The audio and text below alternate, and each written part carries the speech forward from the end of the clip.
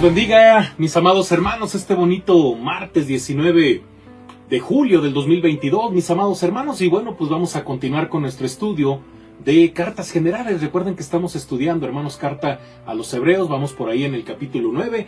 Estamos continuando, es la segunda parte de un tema general, ¿verdad?, que surge a partir del capítulo 8, Jesús, sumo sacerdote y sacrificio. Estamos en el inciso E, la sangre sacrificial de Jesús, que abarca básicamente del capítulo 9, versículos del 11 al 28. Estamos en el punto número 1, la sangre de Jesús purifica nuestras conciencias, versículos del 11 al 14. Con esto comenzamos la semana pasada, mis amados hermanos, y el día de hoy concluimos esta sección del punto número 1. Oremos. Padre, en el nombre de Jesús, guíanos, mi Dios, con tu Espíritu Santo, Padre, con tu palabra, guíanos para conocer más tu corazón y sobre todo profundizar en el corazón del Evangelio. Gracias porque Jesucristo puede, su obra redentora, nuestro Señor Jesucristo, limpia nuestras conciencias, limpia nuestro corazón, porque es una maravilla, Padre, es una cosa hermosa el ser parte de tu familia espiritual. Pon en nuestro corazón ese anhelo y ese deseo de seguir estudiando y meditando en tu palabra, Padre, y dame gracia, sígueme dando gracia delante de mis hermanos en el nombre de Jesús. Amén. Amén, hermanos. Y bueno, como le decía, punto número 1, la sangre de Jesús purifica nuestras conciencias. Yo no sé si usted de repente ha escuchado, ¿verdad?, de repente cosas medio extrañas que se le atribuyen a la sangre de Cristo, ¿verdad? La sangre de Cristo tiene poder para protegerte. No, espérame. O sea, bíblicamente hablando, la sangre de Cristo, según la palabra de nuestro Dios, nos limpia de todo pecado. Y dice los versículos del 13 al 14 del capítulo 9 de la carta a los hebreos. Dice, porque si la sangre de los toros y de los machos cabríos y las cenizas de la becerra rociadas a los inmundos santifican para la purificación de la carne, dice, ¿cuánto más la sangre de Cristo, el cual mediante el Espíritu Eterno se ofreció a sí mismo sin mancha a Dios, limpiará vuestras conciencias de obras muertas para que sirváis al Dios vivo? Estos dos versículos, querido hermano, señalan contrastes, algo característico de la epístola a los hebreos. El escritor expresa un hecho que tiene que ver con los sacrificios de animales, que de la era del Antiguo Testamento. Hermano, Dios había estipulado por ley cómo los pecadores podrían ser purificados y restaurados a la santidad. Él había promulgado estas leyes para santificar a los que estaban ceremonialmente contaminados. Pero el mero cumplimiento de estas leyes afectaba al pecador solamente en lo externo, no en lo interno. Aquellos que eran rociados, tal como dice el texto, eran purificados en cuanto a sus cuerpos, sus conciencias, sin embargo, quedaban sin ser afectadas. En el versículo precedente, el versículo 12, el escritor había ya mencionado la sangre de machos cabríos y becerros. La referencia apunta, por supuesto, a las estipulaciones que el sumo sacerdote debía cumplir en el día de la expiación, según Levítico capítulo 16. Además, el escritor también describe ahora la práctica de rociar a la persona impura con el agua de la purificación, números 19. Una becerra alazana en perfecta condición, que nunca hubiese estado sujeto a yugo, debía ser santificada. Más bien debía ser sacrificada y quemada.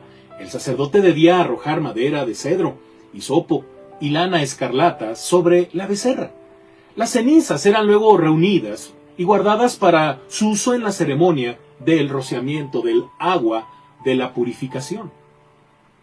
Cualquiera que hubiese tocado un cadáver era considerado inmundo por 7 días. Las cenizas de la becerra incinerada eran puestas en una urna.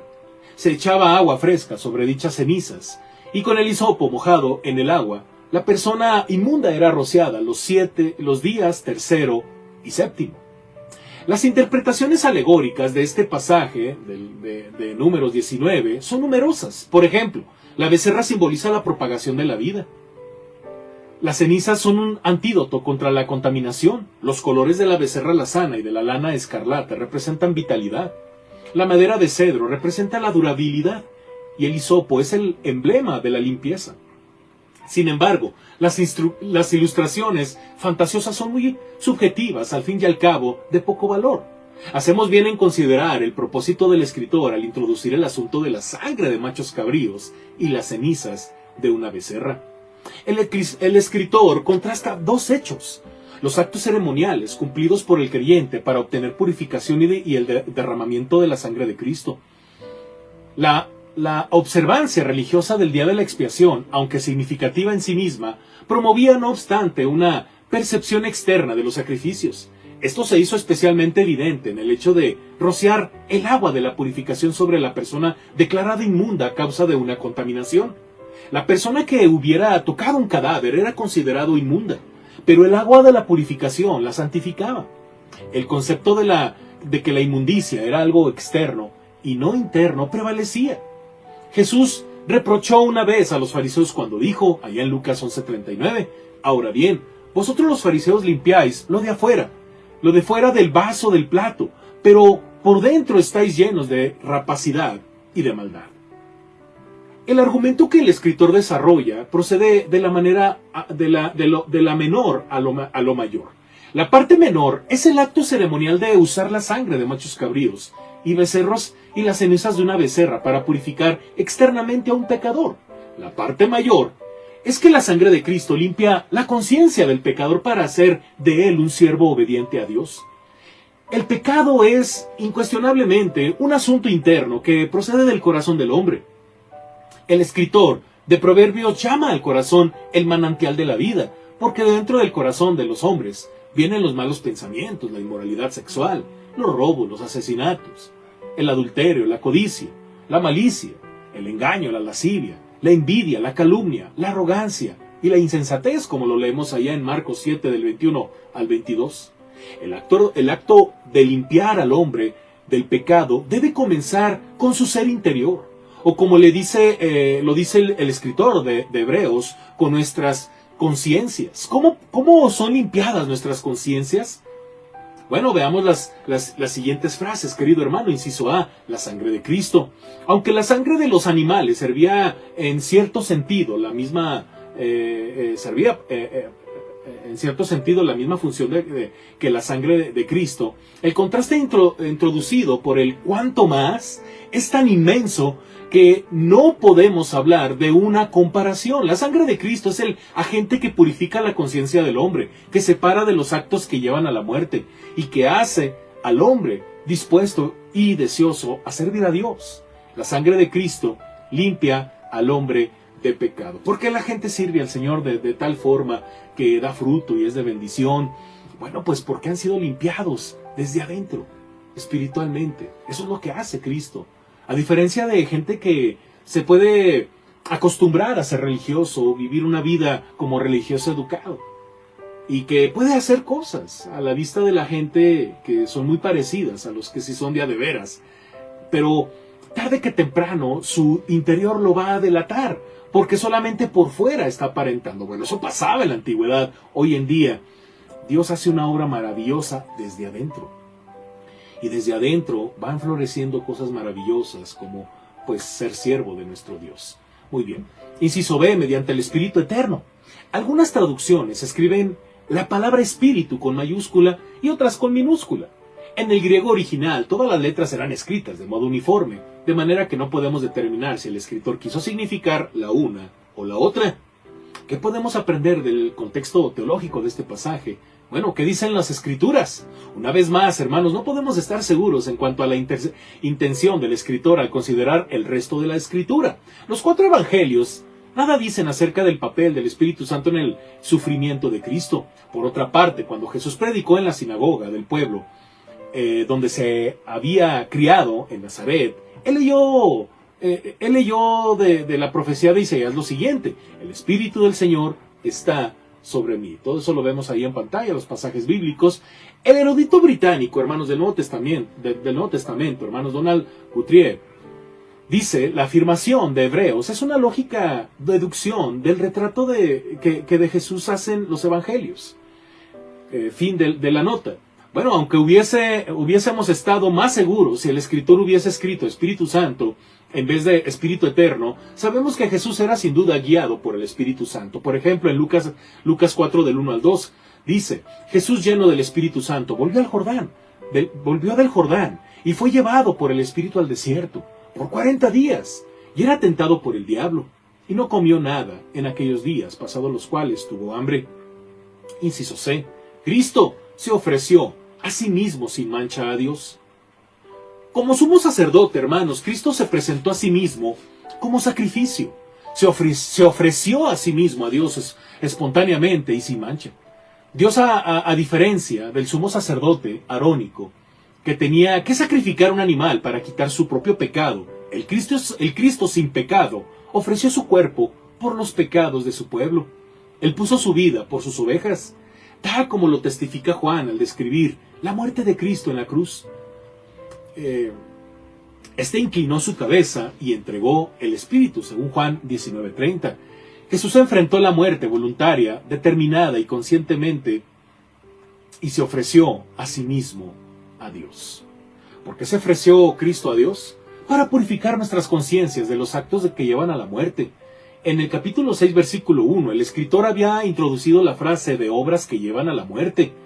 Esta formulación implica los efectos destructores que el pecado tiene en la vida del creyente, es decir, la sangre de Cristo limpia eficazmente la conciencia del creyente, apartándolo de una vida que lleva a la muerte espiritual y llevándolo a una vida vivida en amor y obediente servicio a Dios. El creyente obedece los mandamientos de Dios, no por obligación, sino por un sentido de gratitud por lo que Cristo ha hecho por él. El creyente, salvado de una vida de pecado que lleva a la muerte, vive ahora una vida de servicio para su Dios vivo. Antier decíamos, ¿verdad? En el domingo, hablábamos acerca de el abogado de nuestras almas. Una de las razones por las cuales la gente no sirve, hermanos, es porque, recordemos, ¿verdad? Que hablábamos un poquito de eso, es porque se sienten todavía culpables, se sienten indignos. Entonces, ¿qué hace Cristo, hermanos, con su sacrificio en la cruz? Nos limpia de todo pecado, nos justifica. ¿Quién condenará a los hijos de Dios? Dios es el que justifica, dice Pablo ahí en Romanos 8:33.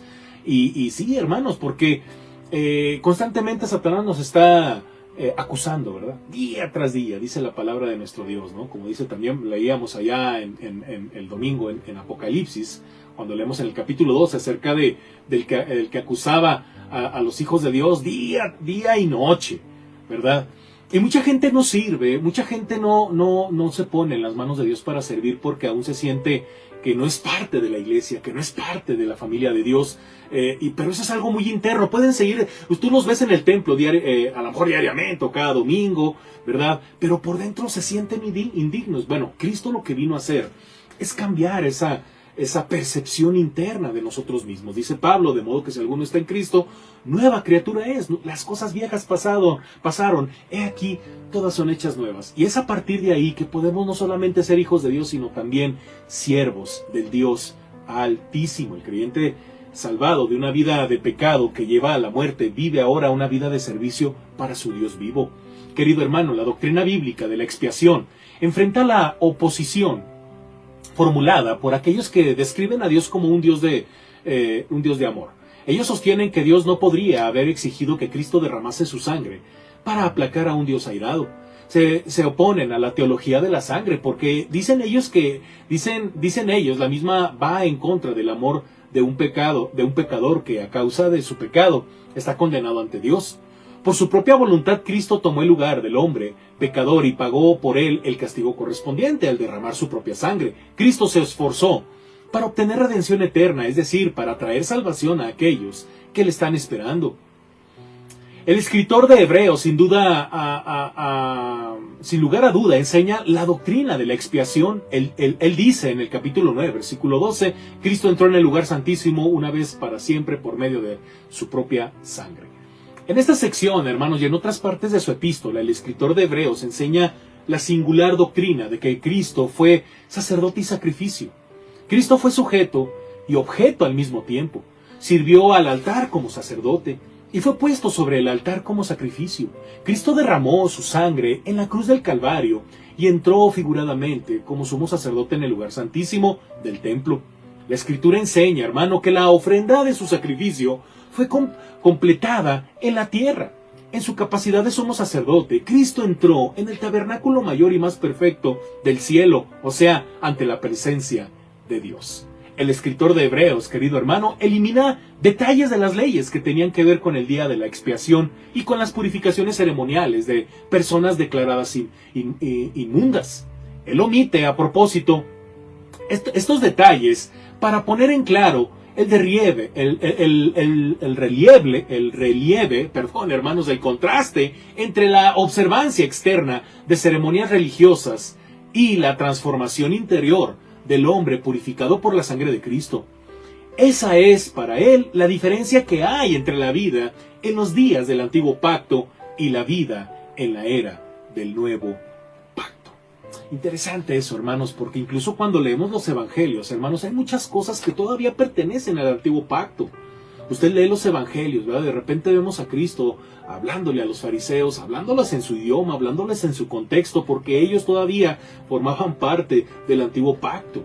Les exhortaba en relación a las cosas que ellos dejaban de hacer y les estaba dejando en claro lo más importante que era el corazón del hombre. Jesús les llamaba a ellos sepulcros blanqueados, porque por fuera eran bonitos, por fuera ellos aparentaban santidad, pero por dentro ellos alababan a Dios de dientes para afuera, por dentro estaban muertos. Y Jesús siempre se los dejó bien en claro. ¿Por qué? Porque en el antiguo pacto así eran puras ceremonias, puras cosas que hacían que la gente pensara, Él es santo. Pero a Jesús no lo podías engañar.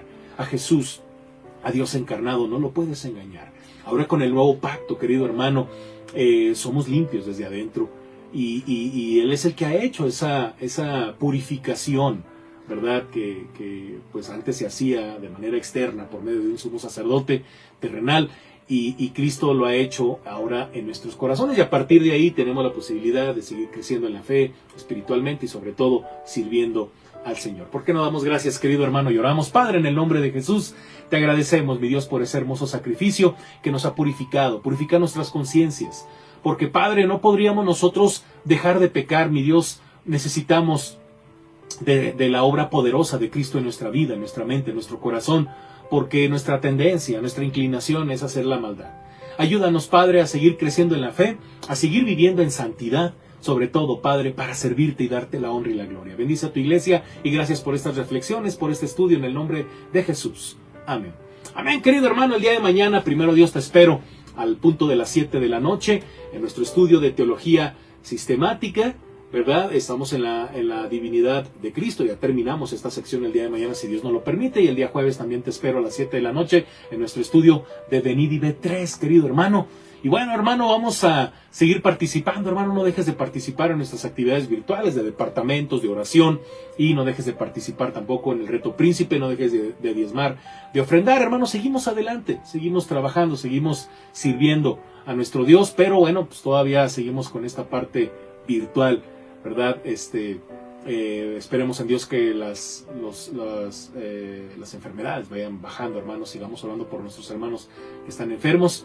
Y no se olvide, hermanos, que el día 31 de julio es nuestro segundo culto de oración presencial, de oración general, hermanos. Digo segundo porque es el segundo culto después de esta segunda etapa, hermanos, de cultos presenciales. No se lo pierda, hermanos, agéndelo y pues Dios me les bendiga. Hasta la próxima, querido hermano. Bye.